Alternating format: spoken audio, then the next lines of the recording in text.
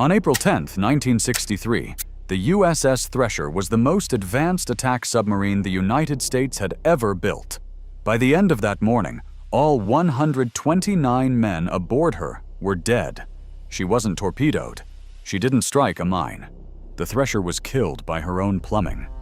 To understand how, you have to start somewhere that sounds almost too small to matter: a single pipe joint buried deep in her engine room. The Thresher was the lead boat of a brand new class, quieter, and able to dive deeper than anything the Navy had ever sent to sea. That depth was her whole reason for existing. But going deep is a bargain with physics. For every 100 feet she descended, the ocean pressed harder, on the hull, and on every valve, weld, and pipe holding the sea on the outside. At her test depth of 1,300 feet, the water was pushing in at nearly 600 pounds on every square inch. Running through that hull were hundreds of seawater pipes, and many of them were connected by a technique called silver brazing, joints bonded with molten filler metal rather than fully welded. On paper, they held. In practice, inspectors had already flagged that a troubling number of these joints across the fleet were substandard.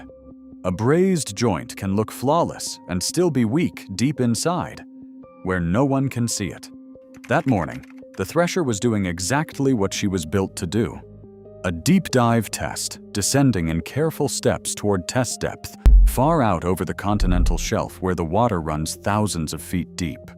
On the surface, the rescue ship Skylark held station, trading routine messages over an underwater telephone.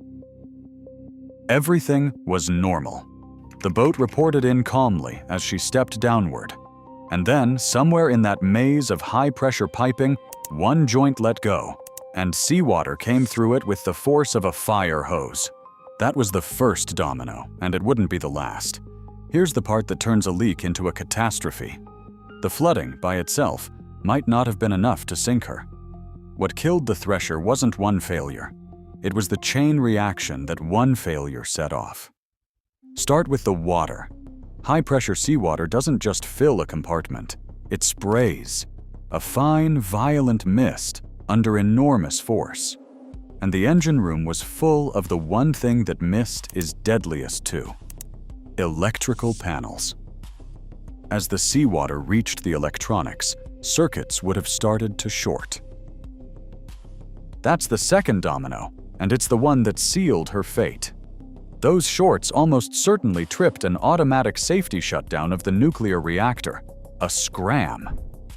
The reactor did exactly what it was designed to do.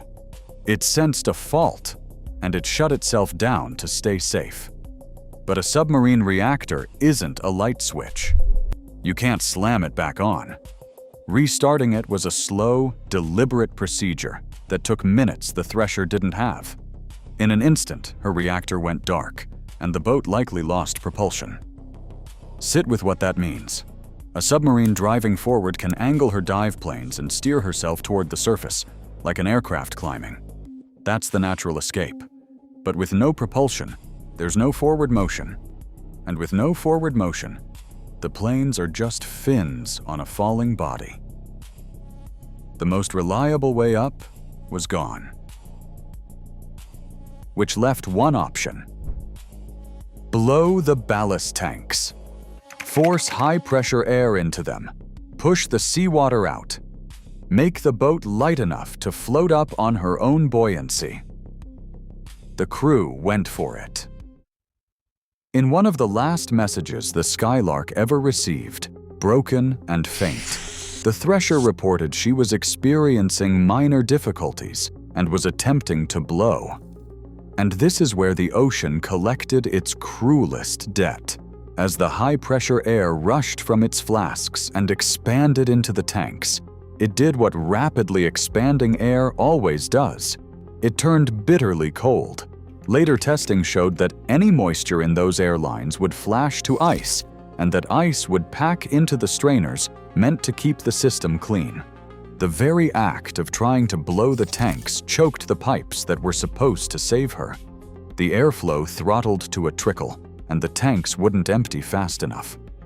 So the Thresher hung there in the black water, reactor dark, propulsion dead, ballast system strangling on its own frozen breath, and she began, slowly at first, to sink. On the Skylark, the crew worked the underwater telephone, calling down again and again, hearing less and less. Then came one final, garbled transmission, and after it, a sound, low, dull, the kind of sound no one on the Skylark would ever be able to unhear. By then, the Thresher was already falling past the one number that decided everything. She passed 1,300 feet, test depth. The line every system aboard had been rated to survive, and she kept going. This is the number the whole story has been falling toward. Test depth isn't the depth at which a submarine breaks. It's the depth the Navy certifies as safe, with a margin built in beyond it. Past that margin lies collapse depth, the point where the hull can no longer win its argument with the ocean. For the Thresher, sinking powerless with her tanks still flooded, the best reconstructions put that moment at roughly 2,400 feet. At that depth, the sea presses in at more than 1,000 pounds on every square inch. When a hull finally loses to that kind of pressure, it doesn't crack or leak or slowly give way. It implodes, collapsing inward faster than the human nervous system can carry a signal from skin to brain. Whatever else is true of that morning, this much is a mercy. For the men inside, the end came faster than thought. One moment the Thresher was a submarine. A fraction of a second later, she was debris. Months later, the bathyscaphe Trieste descended more than 8,000 feet to the sea floor and found what was left of her. Not a submarine, but a debris field scattered across the bottom.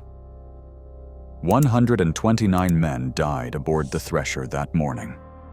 Sailors, officers, and 17 civilian shipyard workers who'd come along to watch their own work perform. They came to see the boat they'd built do exactly what it was made to do. It remains the deadliest peacetime submarine disaster in history, and the Thresher was the first nuclear submarine the world ever lost. But this is where the engineering mystery becomes something more useful than grief. The Navy convened a court of inquiry, and it traced the chain back through the ice and the dead reactor to that first failed joint. Then it did what the Thresher's crew never got the chance to. It fixed the plumbing. The result was a program called SUBSAFE. From then on, every component that keeps the sea out or brings a stricken boat back up had to be certified. Traceable, tested, proven. No exceptions. The suspect brazed joints gave way to welds you could verify. The ballast systems were redesigned so they could never again strangle themselves. Nothing critical was trusted simply because it looked fine. And here's the number that closes the ledger. In the decades before SUBSAFE, the Navy lost submarines with grim regularity. Since SUBSAFE took effect in 1963, it has lost exactly one, the Scorpion, in 1968, a boat that wasn't SUBSAFE-certified. Not a single SUBSAFE-certified submarine has ever been lost. The Thresher was killed by her own plumbing. Her legacy is every submarine since that wasn't. If you want more stories like this one, the engineering behind the disasters, and what we learned from them, that's what this channel is. Subscribe, and I'll see you on the next one.